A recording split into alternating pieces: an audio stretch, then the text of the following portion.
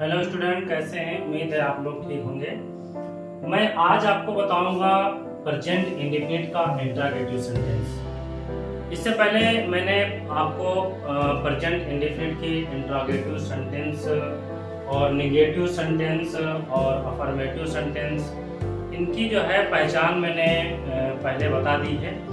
आज मैं उसका फार्मूला और बनाने का जो है नियम क्या है और सेंटेंस में आपको बताऊंगा कैसे बनते हैं, इसके बारे में बताऊंगा। देखिए,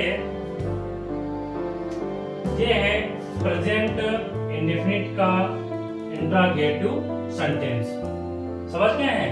अब इंट्रोगेटिव का जो फार्मूला होता है उसको देखिए आप, क्या होता है। इसके तीन होते हैं, 1, 2 और 3।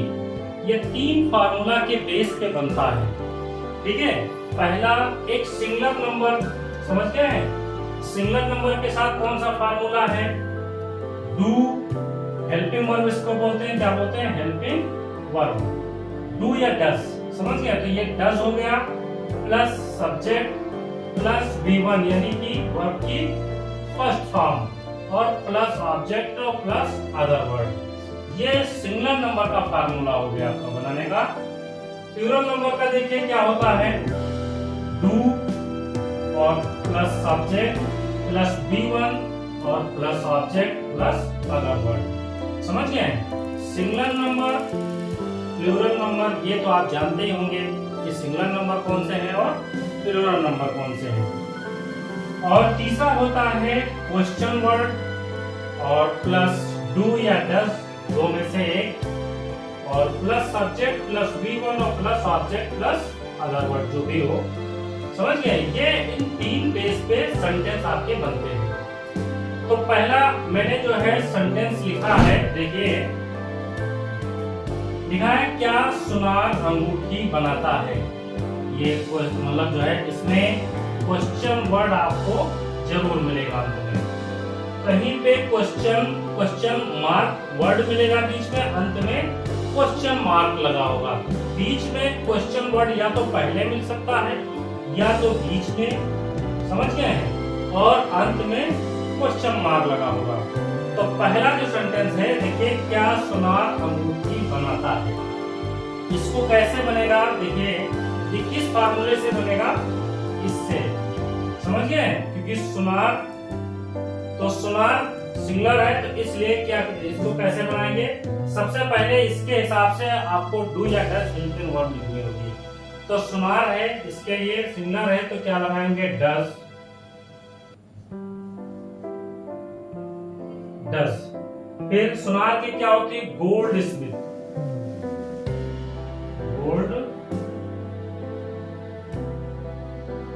गोल्ड स्मिथ, ये सुनार हो गया।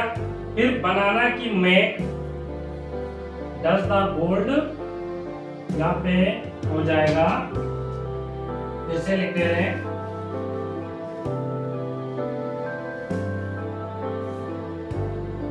डस the gold, does the goldsmith Mac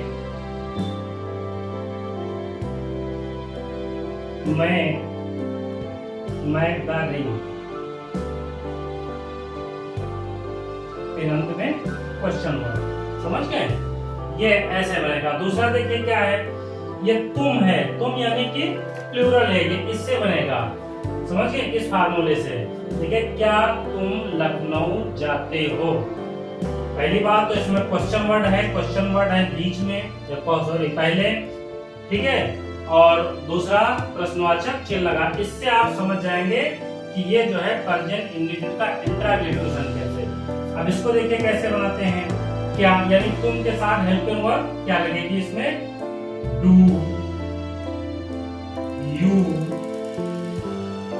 you. अब कह रहा है कि वर्ब की फर्स्ट फॉर्म, तो इसमें क्या हो गया? हेल्पिंग वर्ब हो गई, सब्जेक्ट हो गया, फिर कह रहा V1, तो जाना की अंग्रेजी गो टू लखनऊ। अंत में क्वेश्चन वर्ड। समझ गए? फिर अगला देखिए क्या है, क्या महेश मधुर गीत गाता है। देखिए क्या महेश मधुर गीत गाता है, ये कैसे बनेगा? तो ये सिंगुलर है, इसके साथ डज, फिर सब्जेक्ट क्या है इसका? महेश। समझ गए? अब गीत के गाना के लिए सिंग। अब मधुर गीत यानी कि स्वीट सॉन्ग,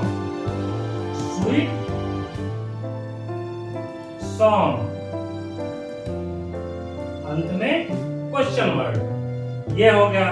अगला देखिए क्या है, मोहन तुम कहां जा ये गलत हो गया है,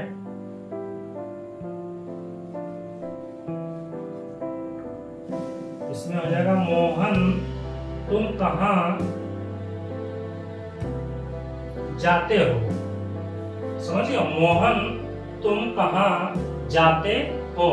अब इसमें देखिए क्वेश्चन वर्ड क्या है? बीच में है।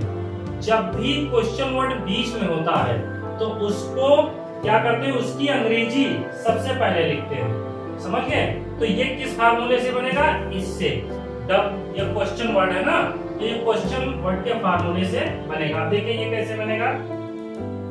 सबसे पहले इसकी अंग्रेजी लिखेंगे। कहाँ की अंग्रेजी होती है? वेयर। समझिए? फिर उसके बाद क्या कह रहा है? हेल्पिंग वर्ब लिखेंगे। इसके बाद क्वेश्चन वर्ड लिखेंगे, उसके बाद हेल्पिंग वर्ब लिखेंगे। हेल्पिंग वर्ब तुमके हिसाब से डू। फिर सब्जेक्ट लिखेंगे। सब्जेक्ट क्या है? यू।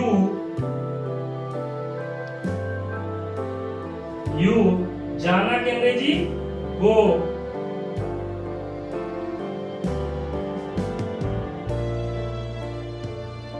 मोहन।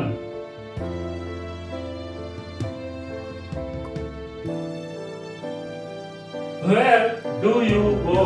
मोहन यानी कि मोहन तुम कहां जाते हो। अगला देखिए क्या है, तुम क्या चाहते हो। ये भी इसी हिसाब से है। क्वेश्चन वर्ड कहाँ है? बीच में है। तो इसकी अंग्रेजी सबसे पहले लिखेंगे। क्या लिखेंगे? इसकी अंग्रेजी लिखेंगे।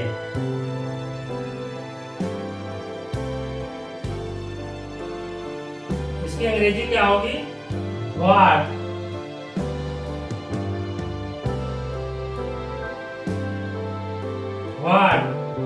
अब इसकी अंग्रेजी होगी। फिर उसके बाद क्या करें? डू या डज लगाएंगे। तो इसके क्या लगाएंगे? What do. फिर सब्जेक्ट यू। चाहना की अंग्रेजी वांट। तुम क्या चाहते हो। ये आपके सेंटेंस हुए। समझिए? तो ये कितने बेस से बने हैं? 3 बेस से। एक ये हुआ, दूसरा ये है और तीसरा ये है। 3 फार्मूला से ये बना हुआ है। और सभी देखिए मैंने जो आपके लिए सेंटेंस लिखा है वो तीनों फार्मूले से मिलते हैं। समझिए? उम्मीद है ये आपको सेंटेंस समझ में आ गए होंगे। अगर कहीं पर कुछ नहीं समझ में आ रहा है तो आप कमेंट बॉक्स में इसको बताएं और अगले वीडियो में फिर आपसे मिलते हैं।